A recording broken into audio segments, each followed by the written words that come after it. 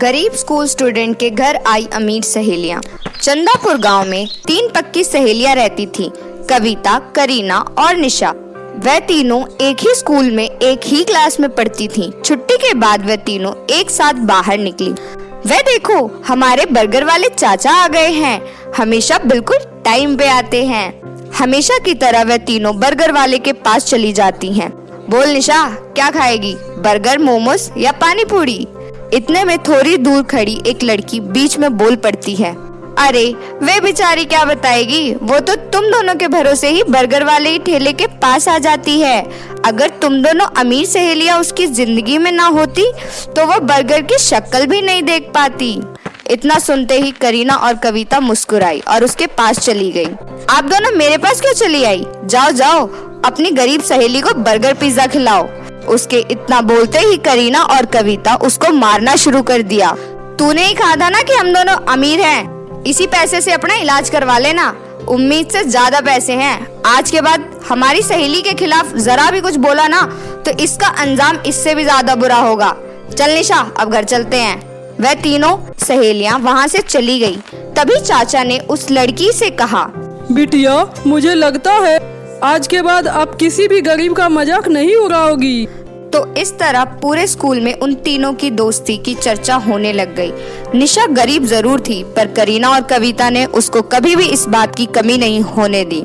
वास्तव में मैं कितनी खुशनसीब हूँ कि तुम दोनों जैसी मुझे सहेलियाँ मिली।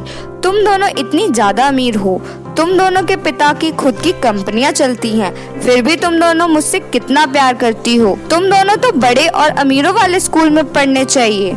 अगर आगे से खुद को गरीब कहा तो मैं तेरा भी वही हाल करूंगी जो उस लड़की का किया था। तो इस तरह उन तीनों की दोस्ती चलती रही। कुछ दिन बीत गए। एक दिन निशा के गांव में बहुत भयंकर बाढ़ आ गई। 2-3 दिन तक निशा स्कूल नहीं आई। एक रोज छुट्टी के समय करीना, 3 दिन हो गए निशा स्कूल नहीं आ रही, चल उसके गांव चलते हैं, कहीं बारिश की वजह से उसे बुखार तो नहीं आ गया। वह दोनों पैदल निशा के गांव की तरफ निकल गईं। जैसे ही निशा के गांव में पहुंची, वैसे ही कुछ पुलिस वाले ने उन दोनों को रोक लिया। कहाँ जा रही हो तुम दोनों? इस गांव में मेरी सहेली रहती है। अब इस गांव में कोई नहीं रहता। 2 दिन पहले इस गांव में भयंकर बाढ़ आ गई, जिससे सारे घर बह गए। बहुत सारे लोगों की तो जानें चली गईं। जो बच गए वह किसी तरह अपने जान बचाकर भाग गए। यह सुनते ही करीना और कविता को झटका लग गया। पता नहीं बेचारी निशा जिंदा भी होगी या नहीं। ऐसा मत बोलो कविता, हम जल्दी उसे ढूंढ लेंगे। उन दोनों ने निशा को ढूंढने की बहुत कोशिश की, पर वह नहीं मिली। फिर एक दिन कविता के स्कूल की तरफ से टूर के लिए कहीं दूर जाने वाले थे। बच्चों, इस क्लास में आप सभी का आखिरी साल है। इसके बाद आप सभी स्कूल से चले जाओगे। तो इस साल को यादगार बनाने के लिए हम सभी बच्चों को टूर पर घूमने के लिए उत्तराखंड के वादियों में ले जाएंगे। सभी बच्चे खुश हुए, लेकिन करीना का मन नहीं था। करीना, चलते हैं ना, हमारा भी मन थोड़ा बहल जाएगा।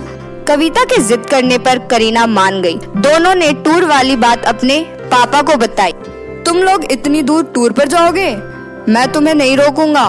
तुम लोग स्कूल बस से नहीं बल्कि अपनी कार से जाओगे।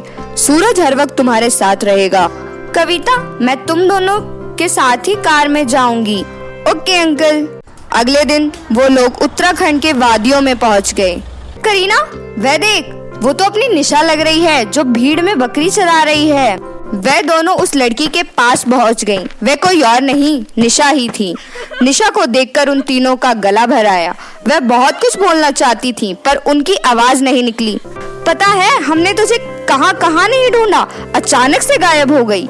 सब कुछ बताऊंगी। आओ, यहीं पास मेरा घर है, चलोगे नहीं? क्यों नहीं चलेंगे, हाँ चल चलें।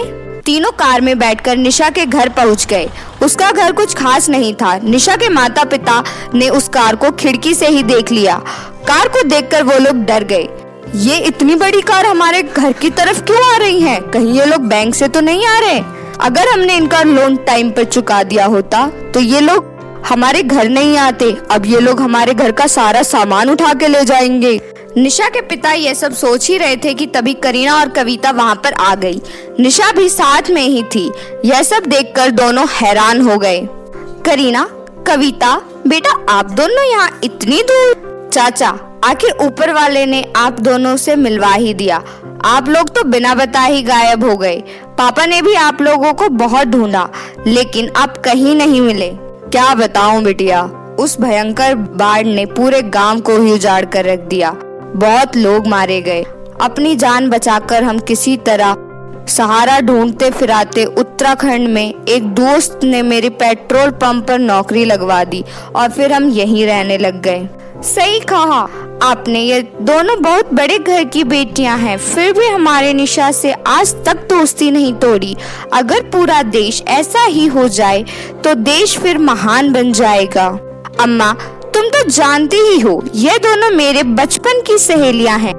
हम तीनों को पूरा स्कूल जानता था। एक बार तो किसी ने मुझे गरीब कह दिया था। इन दोनों ने उसकी खोपड़ी फोड़ दी। तुम तीनों की दोस्ती देखकर मुझे अपना पुराना भारत याद आ गया। अच्छा, तुम तीनों गप्पे मारो, तब तक मैं तुम सबके लिए चाय बनाकर लाती हूँ। अरे नहीं अम्मा, आप तो मुझे पाप चढ़ा देंगी। मैं अभी चाय बनाकर लाती हूँ, तुम दोनों यहीं बैठो। अम्मा जी, आप दोनों बैठो, आज हम तीनों मिलकर चाय बनाएंगे। फिर आप बताना कैसी चाय है। हाँ अम्मा जी, हम तीनों के होते भला आप चाय क्यों बनाएंगी? तो ठीक है अम्मा, अब हम दोनों ने आपका घर देख ही लिया है, तो अब हम आते रहेंगे। मेरा मन तो बहुत कर रहा है कि तुम दोनों को यहाँ पर रोक लूं, पर जब मैं चाहकर भी तुम्हें नहीं रोक सकती।